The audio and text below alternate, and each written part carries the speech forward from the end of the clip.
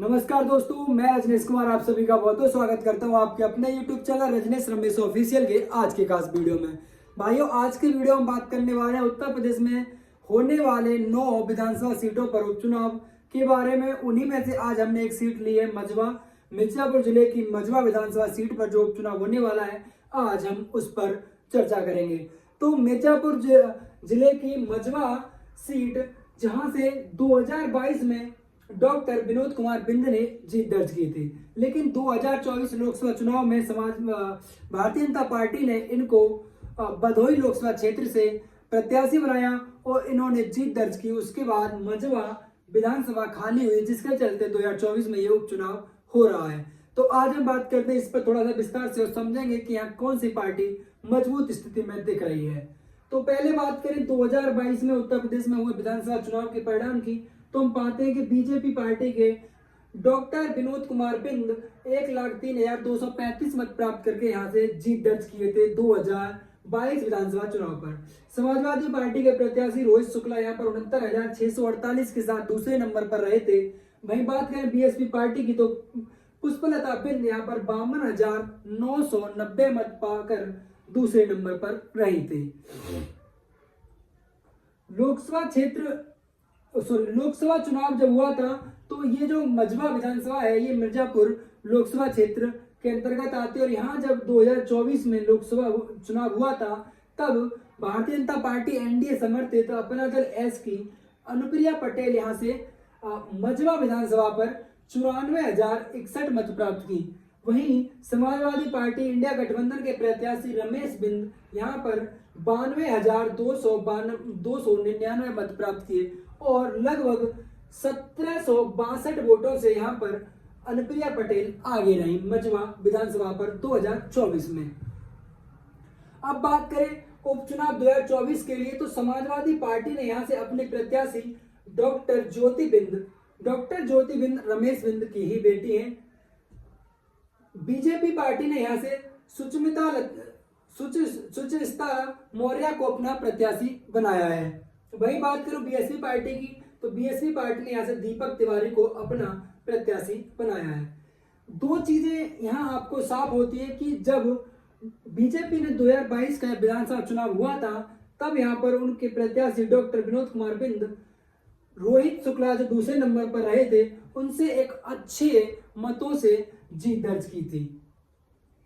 लेकिन वहीं 2024 में जब अनुप्रिया पटेल और रमेश बिंद का लोकसभा चुनाव के चलते मझवा विधानसभा सीट पर आमना सामना हुआ, तो यह अंतर काफी कम हो गया और महज 1,762 वोटों से अनुप्रिया पटेल यहां पर आगे रही। वहीं अब समाजवादी पार्टी ने रमेश बिंद की बेटी डॉक्टर ज्योति बिंद को अपना प्रत्याशी बनाया है। वहीं बीजेपी ने सुचिस्ता मौर्य को अपना प्रत्याशी बनाया, जो इनके ससुर जी हैं, वो पहले इस सीट से विधायक रह चुके हैं। वहीं बात करूं मैं रमेश बिंद की, तो वो इस सीट से लगभग 3 बार विधायक रह चुके हैं और 2019 में ये बीजेपी पार्टी से भदोही से सांसद चुने गए थे। इनका टिकट कटा, इनकी जगह पर विनोद कुमार बिंद को भारतीय जनता पार्टी ने टिकट दिया और ये समाजवादी पार्टी में आए 2024 में और इन्होंने चुनाव लड़ा और यहाँ पर इनकी मिर्जापुर से इनको टिकट दिया समाजवादी पार्टी ने। अच्छा चुनाव गया इनका, लगभग 30 से 40 हजार के आसपास के मतों से इनकी हार हुई, जीत अनुप्रिया पटेल की हुई। वही अंतर यहाँ देखेंगे आप, तो मैं 1,762 वोटों से यहाँ पर अनुप्रिया पटेल आगे रही थी डॉक्टर रमेश बिंद से। अगर मैं बात करूं यहाँ के जाति समीकरण की, तो जाति समीकरण से हम पाते हैं कि यहाँ पर ये जो सीट है पूरी तरह से ब्राह्मण और बिंद बाहुल सीट है। यहाँ पर लगभग 60,000 की संख्या में ब्राह्मण समाज है। वहीं एससी समुदाय 60,000 और तकरीबन इसी के आसपास जो नंबर है वो बिंद समुदाय का भी है। वहीं कुशवाहा 30,000, पाल 25,000, राजपूत 25, मुस्लिम 25 और पटेल 20,000, अन्य भी छोटी छोटी संख्या में उनके मत हैं।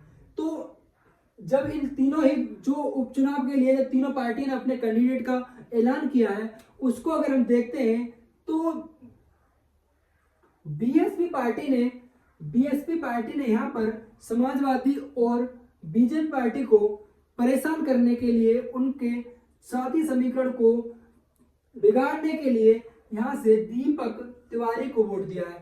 दीपक तिवारी क्योंकि यहाँ पर ब्राह्मण समुदाय की संख्या 60,000 है और एससी समुदाय 60,000 है, तो ये कॉम्बिनेशन यहाँ पर बीएसपी पार्टी ने बनाने की कोशिश की है, ब्राह्मण प्लस एससी समुदाय के साथ। वहीं समाजवादी पार्टी ने डॉक्टर ज्योति बिंद को टिकट देकर अपना जो उनका कोर वोट बैंक है मुस्लिम प्लस बिंद समुदाय को यहाँ पर लुभाने की कोशिश की है, क्योंकि उनके पिता ने इस लोकसभा चुनाव 2024 में मजबा विधानसभा पर एक अच्छी टक्कर दी थी अनुप्रिया पटेल जी को, क्योंकि अनुप्रिया पटेल मिर्जापुर से इस बार तीसरी बार सांसद चुनी गई है। 2014-2019 में वो जीती थी और 2024 में भी वो यहाँ से जीती हैं, तो एक अच्छी नेता है, उनका एक अच्छा वर्चस्व है यहाँ पर। उसके बावजूद भी इतनी अच्छी टक्कर दी उनके पिता ने, उसके चलते उनकी बेटी को यहाँ पर टिकट दिया गया है, क्योंकि ये अंतर कुछ ज्यादा नहीं है। लड़ाई कांटे की होने वाली है, क्योंकि समाजवादी पार्टी ने ज्योति बिंद को टिकट दिया, वहीं सुष्मिता मौर्य को बीजेपी पार्टी ने अपना कैंडिडेट घोषित किया है। इन आंकड़ों को देखते हुए, क्योंकि एक फाइट जो 2024 में अभी नजदीक में हुई है, उसको देखते हुए ये लगता है कि इस सीट पर हार जीत किसकी होगी ये तो नहीं कह सकते, लेकिन मुकाबला बहुत ही टक्कर का होने वाला है और हार जीत का अंतर कुछ ऐसा ही नजर आएगा, क्योंकि ज्यादा बड़ी हार जीत यहाँ पर होने नहीं वाली। क्योंकि जिस तरह से समाजवादी पार्टी के लिए चुनाव गया है लोकसभा चुनाव, उनका जो नारा था पीढ़ी का नारा इतना अच्छे से हिट हुआ है, उन्होंने अपना बहुत अच्छा प्रदर्शन किया, समाजवादी पार्टी ने अपना सबसे बेहतरीन प्रदर्शन किया और जो समाजवादी पार्टी के नेता हैं श्री अखिलेश यादव जी, उनका कद राष्ट्रीय राजनीति में बहुत आगे बहुत बड़ा हो चुका है अब। और उत्तर प्रदेश में जिस तरह का समाजवादी पार्टी पर पहले आरोप रहा करते थे कि मुस्लिम और यादवों की पार्टी है, वो 2024 के चुनाव में जो एक विचारधारा बना के रखी थी, या ये जो कटाक्ष के लिए विपक्ष ने बना रखा था कि ये तो एमवाई समीकरण की पार्टी है, उसे पूरी तरह से समाजवादी पार्टी का जो परिणाम आया उनके पक्ष में, उसने पूरी तरह से नकार दिया। और पीडीए का नारा समाजवादी पार्टी के नेता का बहुत ज्यादा हिट हो रहा है, उसी के चलते इस सीट पर बहुत ज्यादा निगाहें हैं समाजवादी पार्टी की और यहाँ कुछ अच्छा हो सकता है, ये उम्मीद है समाजवादी पार्टी की तरफ से भी, क्योंकि भारतीय जनता पार्टी यहाँ पर कोई कोर कसर छोड़ने वाली नहीं है। उन्होंने अनुप्रिया पटेल को यहाँ पर प्रभारी नियुक्त किया हुआ है और वो यहाँ पर इतने ज्यादा मेहनत कर रही है इस सीट पर, बहुत जी जान लगाकर भारतीय जनता पार्टी भी लगी हुई है और उससे कहीं ज्यादा यहाँ पर समाजवादी पार्टी के नेता पूरी तरह से जुट चुके हैं मजबा विधानसभा को लेकर।